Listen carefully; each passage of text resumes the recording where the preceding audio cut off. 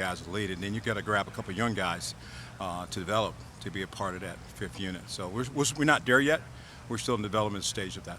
How close are Jack and JT to perhaps being in the rotation? Are they pretty far off? It's still a learning process. I mean, it really is. You get to go play college football and be ready to play in the first game and big time game. There's some growing pains they have to go through. They're working at it. I'm really happy where they are right now in terms of where their work is. The great work have is a great student of the game. So it's time. It's going to take time. Just one more from me. Defensive tackle. Kind of break down what you're seeing in defensive tackle. First team, second team, third team. Well, we're not quite there yet. We got some guys inside. Antoine Jackson. To get Haskell Garrett, and then Teron Vince has really had a great camp, and then Jerron Cage is there. So you got 4 solid guys there.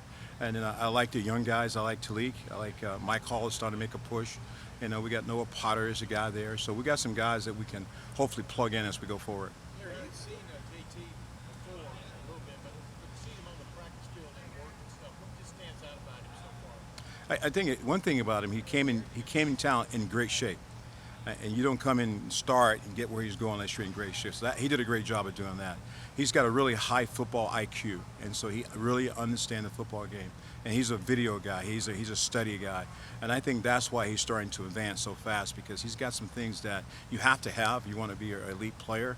But his work ethic is off the charts. When you say Folks, we have Haskell Garrett to your left. explain to people what you're talking about there. He knows he has a sense for what's happening in front of him. Yeah, football IQ, understanding information, understanding what you're doing, what you see, and just kind of understanding the game, you know what I mean? And I think that's where he has a huge advantage. His grandpa was a great coach and high school coach, and I think that helped him because he would take him to the game and see the game, understand the game, and that he's got a great vision for that. What's realistic, do you think, for him? I mean, obviously, they're related. I'm hoping he can. I mean, he certainly has the tools to do that. Right now, it's how fast he can learn our defense, moving forward, playing the scheme, and then playing at a fast pace.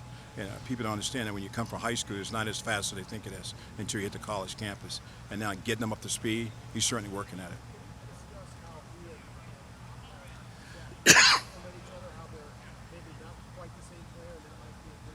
It is a good thing. Jack is a quick, very explosive player. JT is just the opposite, explosive, quick, and powerful. He can play on top of the end and a 6 technique and knock the line of scrimmage back. So he's very powerful. He's got great lower body strength. Jack is a finesse guy. He'll find a way to beat you, and he's a highly competitive guy. So that's what I like about both of them. Not yet. We haven't decided what we're going to do yet. How we're going to handle that package. And we got some inside guys who can rush, but we haven't gotten there yet. Minnesota is not going to allow us to get in the rushman package, so we got to stop the run first. Yeah. Have guys like that, though? Like, is it hard not to dream about the possibilities of what you can do with Zach and Tyreek and Jack and JT all on the field together? Oh, no doubt. It's a nice dream, but it's one day at a time. It's one day at a time. You got to get them to the bus, got to stay healthy, and it's a process to get that done. So, and matter of fact, Tyreek and Javante and Zach really have a great camp, really great camp. And those guys are my leaders now. They're setting the pace for those young guys, and that's what you want. Larry, do you have any idea if you get Tyler back at some point this year, or what does that loss mean? I don't know. We don't know yet. It's a big loss. Really a big loss. He was having a great winter, great summer, and right where we want him to be to make a push. And it's just sad. And he's a great leader too. So we're going to wait and see what happens down the road. See him still, looks like he's a coach out there for you. He is. So he's JT big brother. So we put him in charge of JT and make sure you get him coached up as we go. And that's been going really well, really well. You had a lot of guys like Chase Young and the Bosa come in here and have been really highly touted guys. Kind of how did Jack and JT compare coming in terms of how prepared they are for the college level? I think they're well prepared. They're good athletes. And just like all those great players, I tell people all the time, it's a process. It just doesn't happen overnight. You have to go through things every day. Everything JT and Jack are doing are learning for the first time. And that's going to take time to figure out that process to be really elite players. So I think that, just got to hold tight and watch and see how they develop as we go forward. Yeah.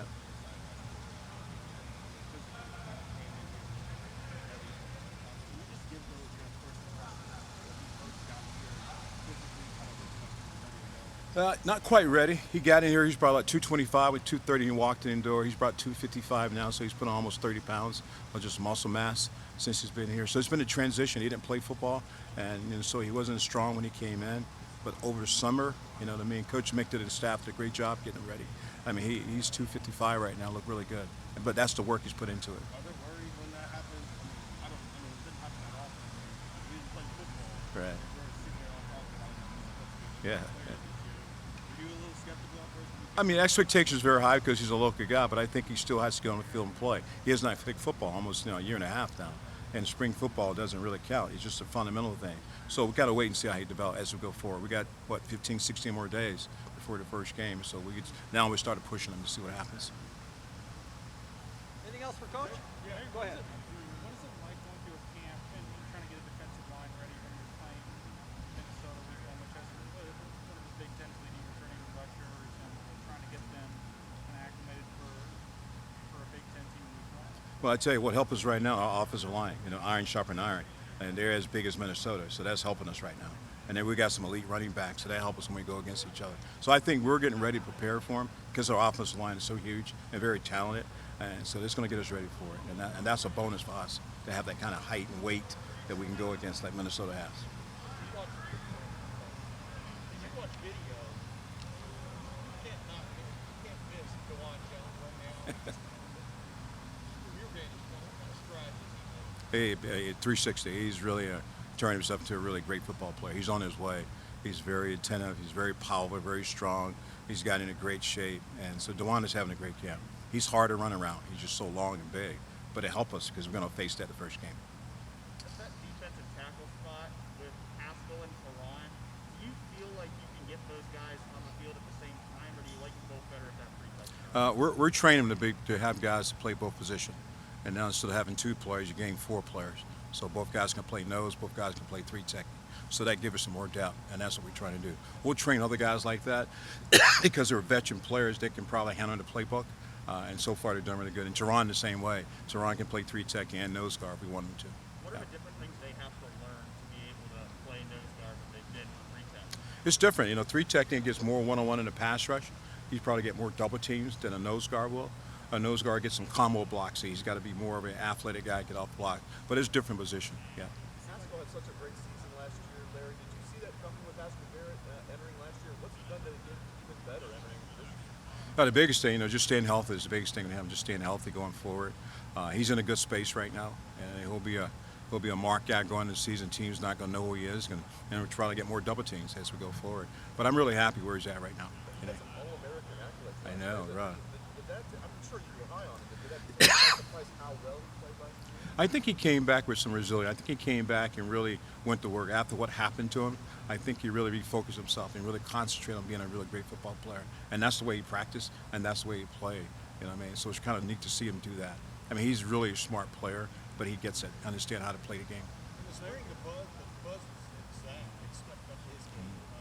Have you seen that continue in preseason? I mean, just what's different about him from a year ago? As you know, the more you play, confident you become. He's more confident right now. He's playing much faster at the pace that we like him to play at. His leadership is off the charts right now. But he put the work in. He's 270. He probably played last year around 255. And so he's a bigger, stronger guy going into his junior year. So we kind of like where he's at right now. Basketball, you guys had a lot of good things to say about Ty Hamilton. How to continue on his development, be a part of it. Oh, no question about it. Ty's got a chance to be special for us. He's up to 290 right now, and that's where we want him to play at the position. And he's one of the guys we're training to play nose guard and 3 technique because you never know when you go on a roll what you're going to have. And so, but I'm really pleased where he's at right now. I really am. One last recruiting question. I mean, JT, that's probably the most unique recruit that you ever had, and now you probably kind of press the reset button and focus on the 2022 class. You just got to walk us through having to press that reset button. Yeah, it's been a year and a half recruiting JT, and every day, every hour, just staying focused, staying with the family. And now we have to, get some 2022 guys in here, and we got a group of guys that we really like. And going forward, like most kids, they're going to take their time, make the decision. So we're not pressing, but we think we're in good shape with all those guys, and we'll see what happens. Did that help you with your patience, having to wait on that? Yeah, it's not fun now. Patience is good, but it's not fun waiting and for that last hour, you know what I mean, and then waiting for that last phone call. Larry, you mentioned Haskell and Teron Benson kind of going for the free tech and playing nose. Have they done that? Has Haskell done that?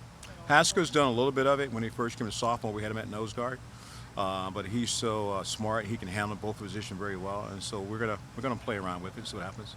And you say he's smart enough to pick it up. Like, how does he show that? Like, Oh no, just it's two different positions. There's two different techniques in every blitz that we do. So he has to know exactly what the nose guard does and the three technique does. And so we make our guys learn the whole playbook, not their position. So that helps us. So he's in the meeting room, not learning just what he does, what everybody in our defense has done. So that's kind of helped us. Larry, how did you know that Devontae could put on all this weight? I tell you, he worked hard at it though. It wasn't easy for him. He came here at 209 pounds, I think, and not probably less than that. But he was so driven, and now he's at 255 and playing really well. I mean, I can't say it again. Tariq and Zach and Javante has had really great camps. Really are. Their leadership's off the charts. When did you see that really come in, the leadership part? I saw the end of spring football. You saw him trying to step up. He spent more time in the video room studying the game, and that's a sign of a guy really understand what he's got to do to get to the next level. And so I kind of like where Javante is right now. He's going to be a good player for us. When you got that phone call From Big T, I saw you angles one time. You got a bad phone call a long time ago and stuff. I think it was a nose guy. Yeah. But what's it like for a coach to win that battle? Yeah, it was interesting. I was actually out in the yard cutting grass, and I got a text and say, "Hey, coach, I'm gonna call you in about 20 minutes." And so now I stood up on the steps and waited like a little kid, like, okay, I'll wait for this phone call. And he gets on the phone. He's a coach. I got a minute. I said, "Yeah, what's up?" And to me, is that one line is, "Well, coach, we made our mind up and we decided what we're gonna do." And I'm about ready to pass out because you don't know where this is gonna go now, right? I don't want bad news. And all of a sudden they say, "Hey, coach, I'm gonna be a Buckeye." And I think I screamed real so loud outside. Chris come running out the door and say, "You all right? You all right? You all right?" I said, "Well, we got JT." So it was pretty exciting, and they were too. So it's a good fit, great family. Still got the shirt. You got picture that's there for. Yeah, dude. That your experience coming in here, because it seems like you've got one or two guys in like every possible position. Fifth year, sixth year, seventh year, first year, early guys, and just everybody in good situations. And it helps you to tap into your knowledge of what you're going to have. Yeah, it helps. It really does. But I think the biggest question is that who's behind them is my push. Like I got to get the next guy ready. You know what I mean? Because something happens. So my push to get the young players ready as quick as possible because they never know when to be in the game. You know what I mean? So it gives me flexibility. It gives me some chance to move the dots a little bit because they're so veteran, and that's been really fun. And they can set the bar for me in practice. Yeah. Okay, we got to wrap it up with Coach. Coach. Thanks for watching. Be sure to click on that subscribe button so you don't miss a single thing. And come visit us over at BuckeyeGrove.com for all the best Ohio State information on the web.